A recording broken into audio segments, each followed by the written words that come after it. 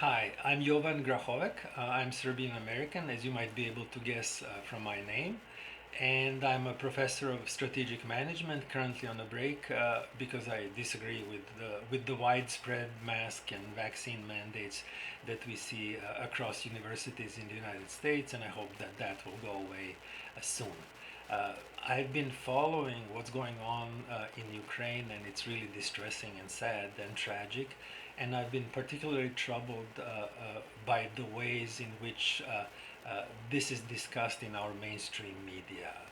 There's a lot of jingoism, warmongering, senseless, reckless arguments being advanced, and pretty much the only exception in the mainstream media that I'm aware of is Tucker Carlson, which has invited guests, including former Congresswoman from Hawaii, Tulsi Gabbard, and General Doug McGregor, who presented a more sober, more rational analysis of the issue. There are also, thankfully, many independent journalists and independent channels on YouTube and Rumble, which are thankfully gaining more and more influence and are becoming more and more watched by people around the world, including this country. So my hope is that those voices will matter and make a difference. Here, I wanted to supplement the certain arguments with additional arguments to support what's been said on Tucker Carlson's show. Namely, it's been argued, and several guests have pointed out that Cuban Missile Crisis back in the 60s of the last century were a very similar situation in which the United States refused to allow Soviet Union to install its nuclear rockets in Cuba because Cuba is just too close. So this is something that's not necessarily right. I don't like the fact that this is the fact, but this is the world we live in. And given that this is our reality, big powers should try to avoid provoking each other and having conflict spin out of control.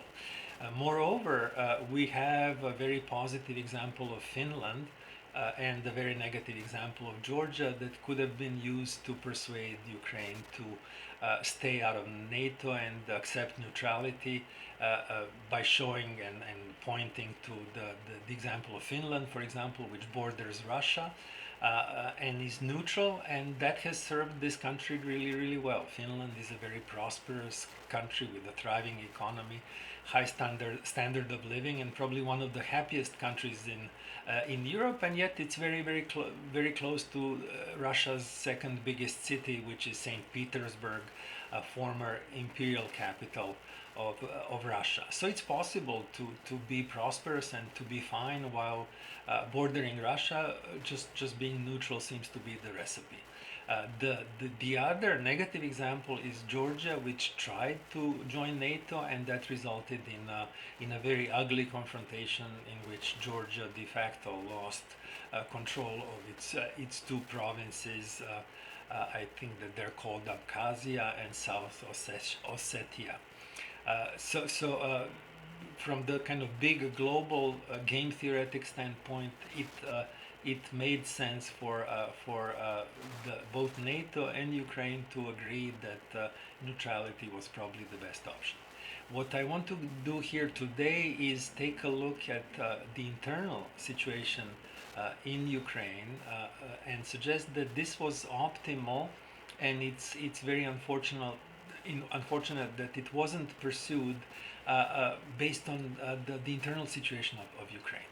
So I'll make several arguments that basically bolster this claim that this was one big mistake, and that Ukraine should really have remained neutral.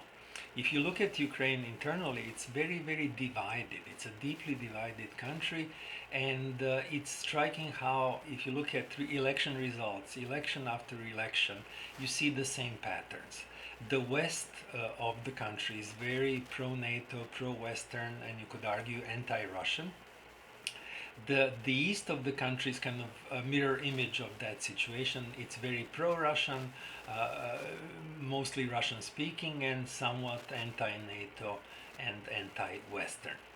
Central Ukraine, where the capital of Kiev is moderately nationalist, but with the presence of Russian speakers and people who are pro-Russian in their political outlook. A mirror image to that is southern Ukraine, where the important port city of Odessa is. That's mildly pro-Russian, but with a significant presence of pro-Ukrainian nationalist type of orientation. In a country that's divided like that, it seems logical that if you try to push it to integrate with Russia, the West will rebel and be unhappy. If you try to push it and integrate it into NATO, the East will be unhappy and rebel possibly. Rather than engage in this push and pull, the best course of action for the sides internally seems to agree to be neutral and just cooperate with both sides, build the economy, and try to basically build a neutral, prosperous, happy Ukraine. So this is a complementary argument to the one that we could hear on Tucker Carlson, and indeed, even internal situation suggests the same. Moreover, this internal situation made it really, really necessary if you're going to push NATO membership in Ukraine. First of all, it's impossible to argue that Ukraine wants NATO membership. If you consider this deep internal division, it's questionable. It's far from obvious that there is a national consensus that the country should pursue NATO membership. What seems to have happened is that with the support of our neocon establishment and our State Department, the most extreme, the most hardline sections of the Ukrainian political elites decided to push this agenda of joining NATO despite objections of other parts of the society. So whenever you have to push an unpopular agenda, how do you do it? Well, you have to resort to repressing alternative or opposite views, and indeed there was even jailing of political opponents. There was a crackdown on alternative and especially Russian-speaking media, and there was even armed action against eastern reaches of Ukraine, which started to rebel from overly Western policies and some of the things that were imposed on Ukraine back in 2014. And Zelensky's government actually had a peace deal that was negotiated with the help of French and Germans in Minsk, so-called Minsk agreements, in which these eastern parts of Ukraine agreed to disarm and stop their rebellion in exchange for a larger autonomy within Ukraine. Zelensky reneged on that promise and tried to solve this problem militarily, inflicting significant damage to the infrastructure, significant destruction, but then also, and very importantly, lots of civilian casualties. So we can ignore this, but the world won't ignore it. The rest of the world is aware of it, and Russia is aware of it too, and everybody in Ukraine is aware of it too. And that's profoundly anti-democratic and wrong. And what I believe that did is basically allow Putin to sell the invasion within Russia easier. So the unintended consequence of this reckless pursuit of NATO membership and NATO agenda within Ukraine, while cracking down on opposite views and cracking down on the Russian-speaking minority, if you try to push that, Putin can use that to sell the invasion easier. I'm not saying that that's the right thing to do, but it's the job of the bureaucrats to basically figure out what's likely to happen and not cause more damage than needed, or altogether avoid inflicting damage. So one of the side consequences of this approach of pushing the NATO agenda in a society as divided as the Ukrainian society, with a large chunk of pro-Russian population, that basically allowed Putin to sell the invasion to the Russian people and made it more likely, therefore. So this was a major faux pas, a major mistake on in the management of this crisis. A third aspect of this is, and this is something that's very sad and we can try to ignore, but it's here to stay. If you have this kind of situation, if you have a deeply divided society, and the central government alienates a large chunk of its population to a point where they may perceive these invading troops as liberators, that actually lowers the cost of the invasion to Putin, further making it more likely that he would do what we see that he's doing. And my argument here is that our bureaucrats and Ukrainian leadership should have been more careful and should have anticipated this and should not have made things easier for Putin to pull this off. If you have a country that's deeply divided and one significant portion of that country doesn't feel like fighting, the invasion becomes easier.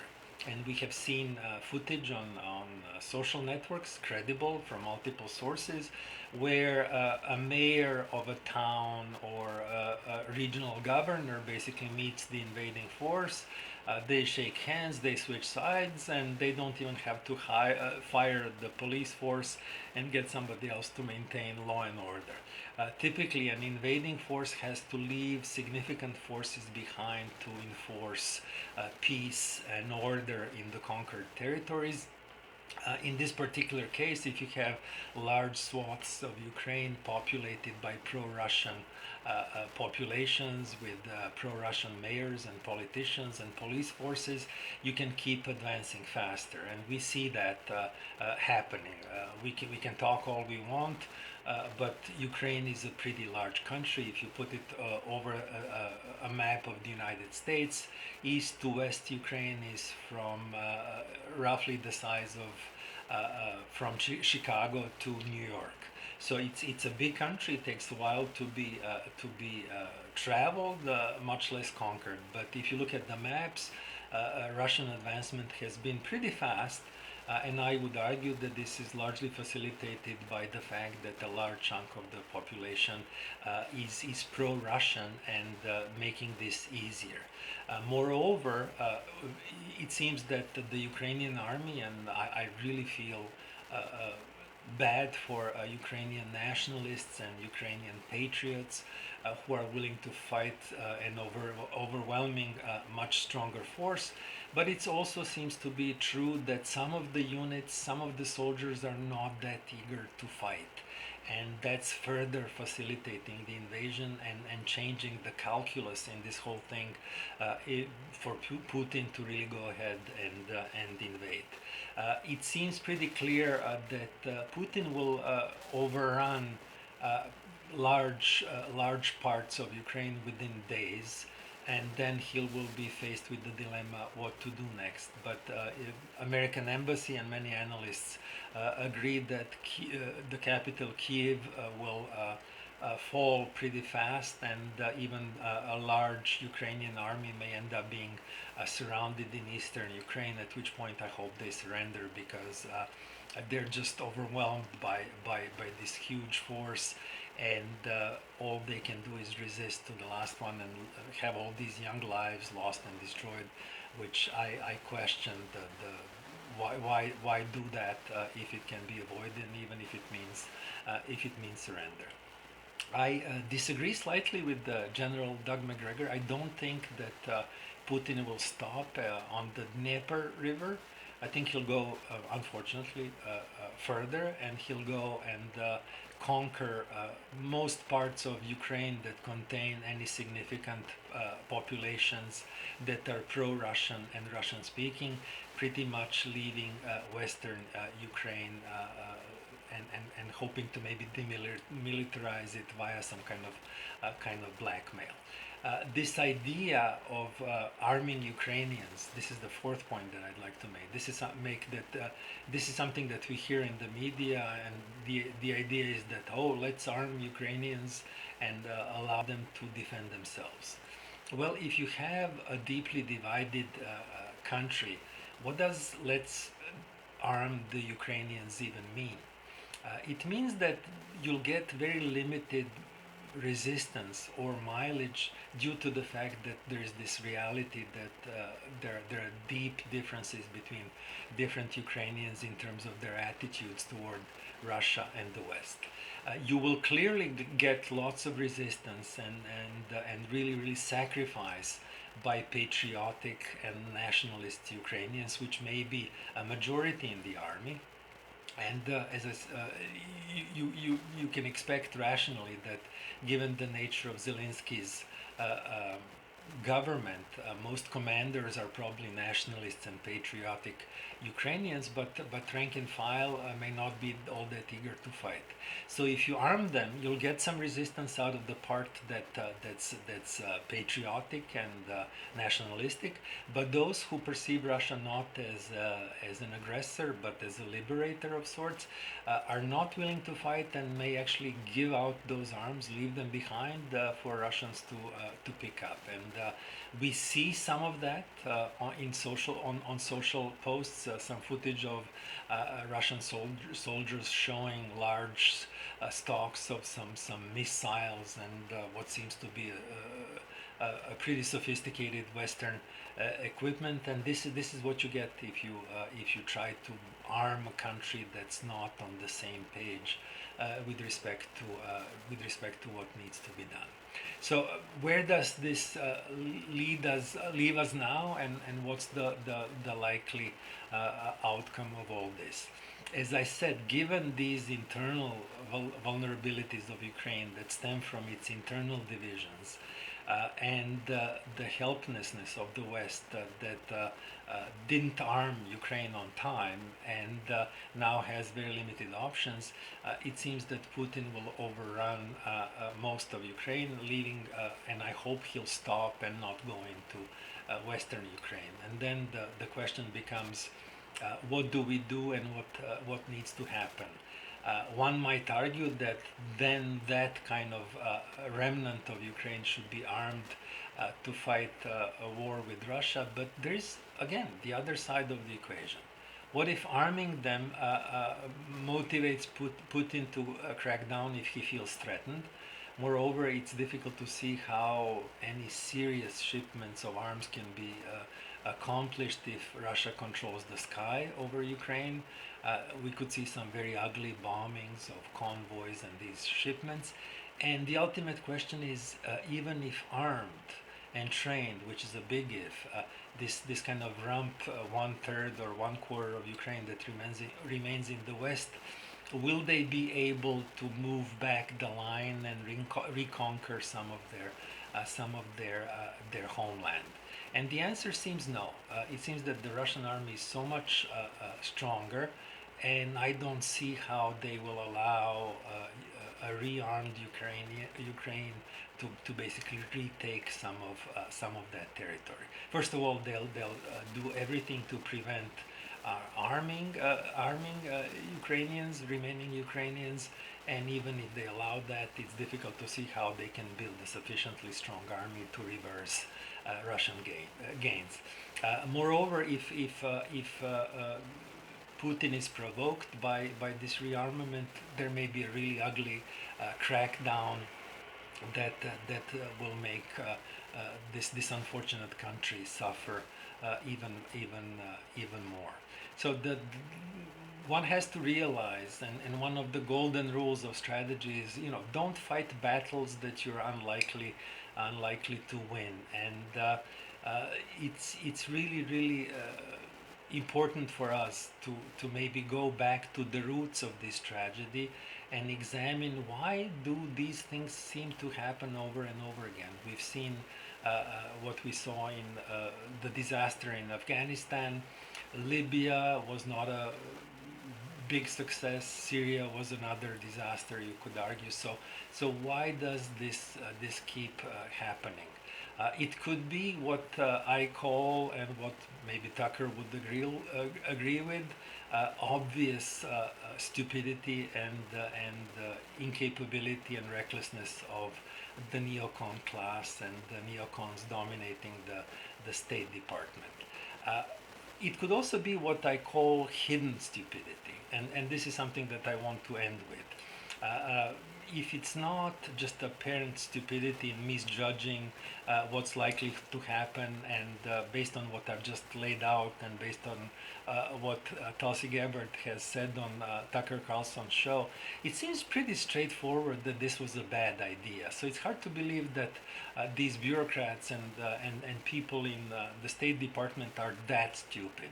It may well be. It may be that there is some kind of mechanism that kind of pushes us toward making these stupid decisions because they keep happening with such frequency. So Tucker talks about how these people never get fired; they only get promoted, which kind of fosters this repeated stupidity. I would argue that there could be another hypothesis, and I would call it hidden stupidity. Maybe these people are devious and ruthless and immoral in really, really repugnant ways, but maybe they think that that's what they're supposed to be doing. You're fighting this big global war with Russia, and you use any tools, so to speak, in this fight against Putin and the other rival power that you see in the world. And from this kind of cynical, really, really cold and scary perspective, it could be that those people just don't care. They just wanted to throw Ukraine to fight Russia so that they can embarrass Russia and try to show its ugly face to the world, and they don't care what happens to Ukraine, which is a scary thought, but it could be, it could well be what they had in mind. In a sense, this idea of fighting Russia to the last Ukrainian. And I find it striking how this idea is seeping through social networks and platforms in which more and more people are articulating precisely this view that the West and NATO will fight Russia to the last Ukrainian, which is like a really, really ugly, morally repugnant thing to do. Basically, draw somebody into a conflict and then leave him hanging, and use that to your political advantage in your propaganda war against the other side. You can't. My thesis here is that you cannot do that over and over again. Sooner or later, people around the world figure you out, and this is why we see these posts on social networks more and more. And I would argue that it's ultimately stupid. It may seem like it's something that ruthless and smart people will do to advance their goals, but we have to keep in mind that there's a longer term reputational effect.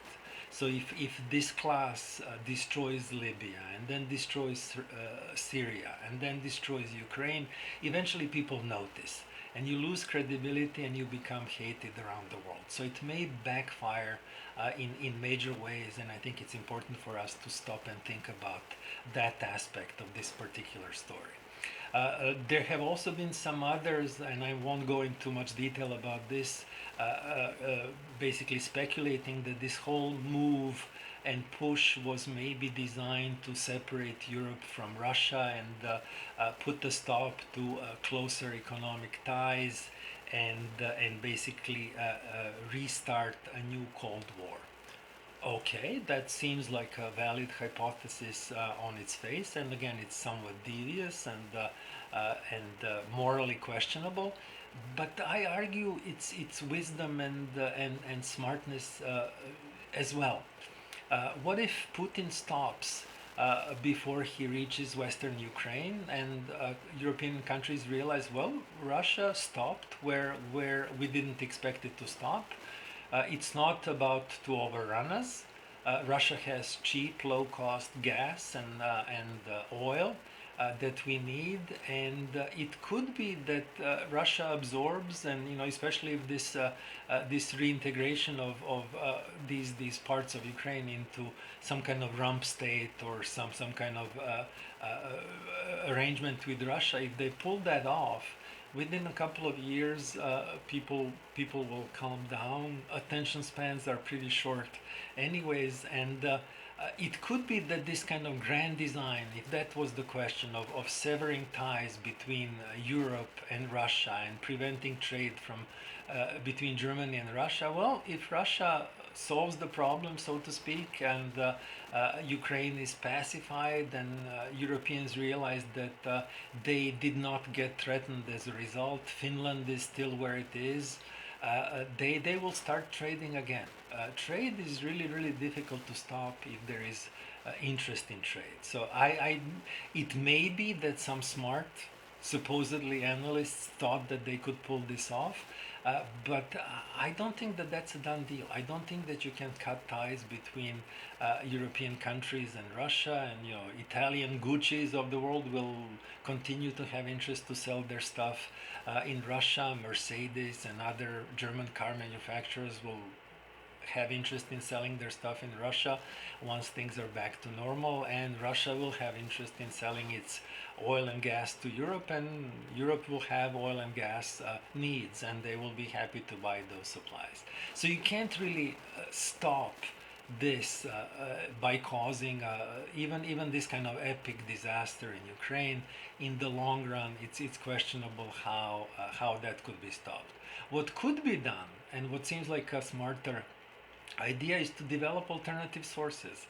That pipeline between Israel and Palestine through Italy, and supplying natural gas that way. Developing our technology to ship our natural gas via ships to European ports. If that technology can be improved and made more efficient and cheaper, that would be another way to limit Russia's influence. So there are other more sensible, more constructive ways to limit Russian influence in Europe than basically sacrificing a sizable country like Ukraine and asking it to fight with Russia. It just doesn't seem to make sense. But again, it goes back to that idea. Some in think tanks and in within neocon movements and neocon bureaucrats in the State Department may have thought that this was a good idea, but I think that this is ultimately destined to fail. I will not go into the what I consider to be idiocy of excluding Russia from SWIFT. We may actually hurt ourselves more than we hurt Russia, but I'll go into that some other time. I just wanted to leave you with these thoughts that this was one big mistake. This could have and should have been played much smarter, and present this internal view of Ukraine to explain what's going on and give us some pointers as to what's likely to happen in the future, and what some sensible and some less sensible actions moving forward may be. In any case, it seems that the time for jingoist warmongering discourse is way past appropriate, and we should focus on more sensible and calmer approaches, and sometimes admit that there is not much we can do. This was one big mistake, and rather than making things even worse, let's try to salvage as much as possible, and maybe even often some carrots in order to secure a better deal for the pro-Western patriotic Ukraine, because we owe it to them, given everything that has happened. So with that, I'll leave you here. Thank you so much. Let's hope for the best. Let's hope for peace.